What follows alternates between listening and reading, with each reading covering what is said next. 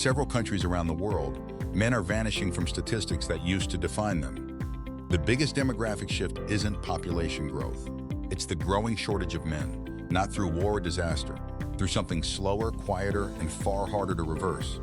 Demographers have been tracking a pattern for years.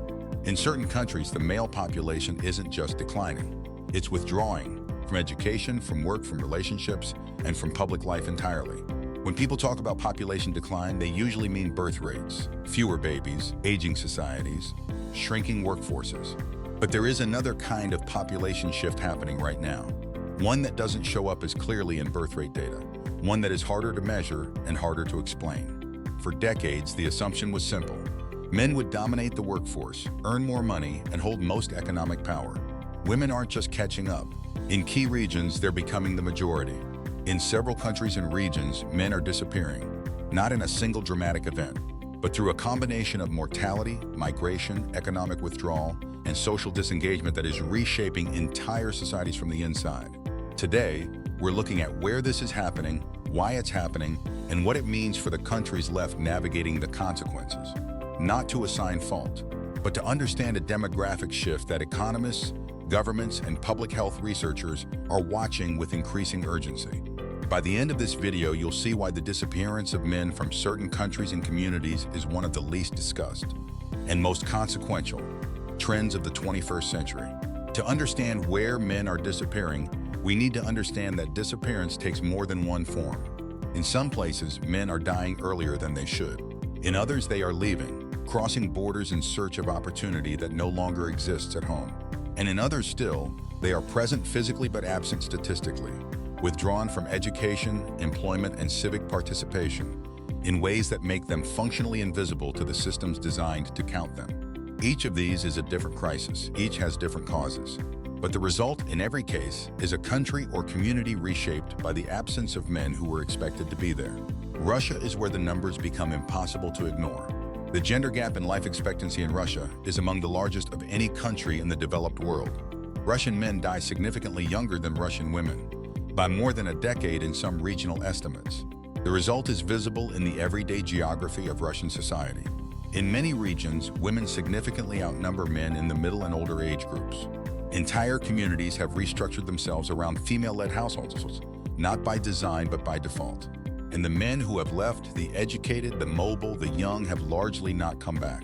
The demographic wound created by that departure will take generations to close. Japan presents a different kind of disappearance, and in some ways a more unsettling one. The men vanishing in Japan are not dying younger than expected. They are not crossing borders in search of opportunity. They are sitting in apartments in Tokyo and Osaka and Sapporo and choosing deliberately not to participate. But the hikikomori represent only the most visible end of a broader spectrum. Japan has documented a wide and growing population of young men who have disengaged from traditional social expectations, from dating, from career advancement, from the competitive professional culture that defined their fathers' and grandfathers' lives. The men who checked out of that contract did not disappear from Japan's streets. They disappeared from Japan's future. Here's what connects every country in this video. Men are not disappearing randomly. They are disappearing from specific systems, economic, social, and institutional, that stopped working for them before anyone noticed. And the countries failing to understand that distinction are the ones watching the problem accelerate. In Eastern Europe, male disappearance takes yet another form, and it is one of the most geographically dramatic population shifts of the past 30 years. They left for Germany, for the United Kingdom, for France and the Netherlands and Austria, for construction sites and logistics, warehouses, and seasonal agricultural work that pays more in a month than their home economies offer in a year. Moldova has been described by demographers as one of the most migration-affected countries on Earth. In some communities, there are effectively no men between the ages of 20 and 50. The women who remain are not simply managing households. They are running local economies, raising children alone, and holding together communities that were built around a male labor force that no longer exists within their borders. This is not a story of men failing. It is a story of economies failing men, and men making the only rational choice available to them. But the consequences for the countries they leave behind are profound. Declining birth rates, aging populations, communities losing the social cohesion that comes from intact families and stable labor forces. And the men who left, many build new lives, new families, new roots in new countries. The hometowns that shape them become places they visit, not places they return to. The United States has its own version of this story, and it is hiding in plain sight. American men are leaving the formal workforce at rates that have no modern precedent outside of economic depression. Millions of men in their prime working years, between 25 and 54, are not employed and not actively seeking employment. The men disappearing in America are not dramatic figures. They are quiet. They are in spare rooms in small towns and communities the formal economy left behind. They are the population that workforce statistics describe as discouraged, and then stop counting. So what does this mean? This is where the scale of the problem becomes clear. Russia, Japan, Eastern Europe, the United States. 4 very different countries, 4 very different mechanisms. But in every case, the disappearance of men from key social and economic roles is producing consequences that extend far beyond the men themselves. Economies lose productive labor, communities lose social stability, birth rates fall, public health costs rise, and the institutions designed to support families and communities find themselves serving populations that look increasingly different from the ones those institutions were built for. The countries that continue to frame this as an individual problem, men failing to adapt, men making poor choices, men falling behind by their own doing, are the ones watching the trend continue without intervention.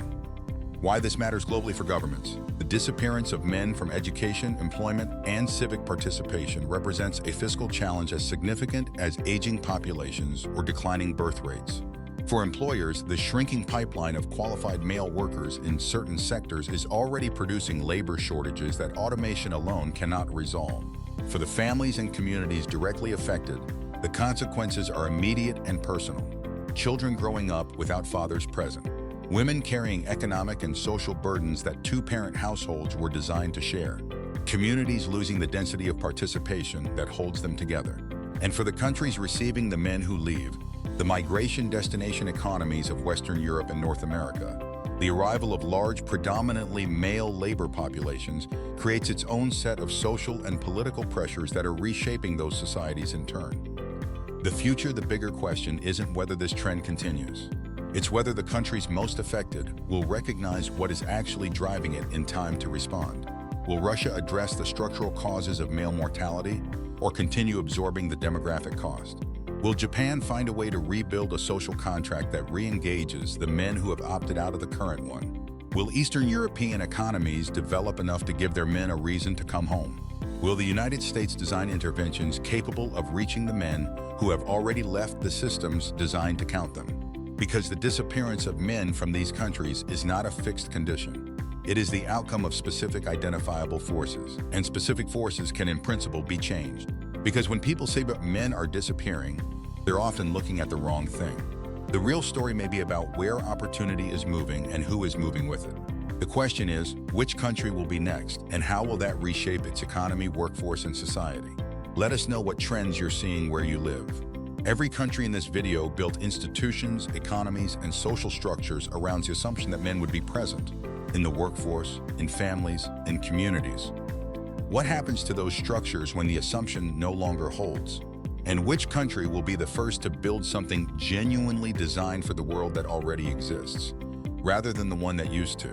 Let us know what you think, not who's responsible, but what you believe it would actually take to reverse what's already in motion.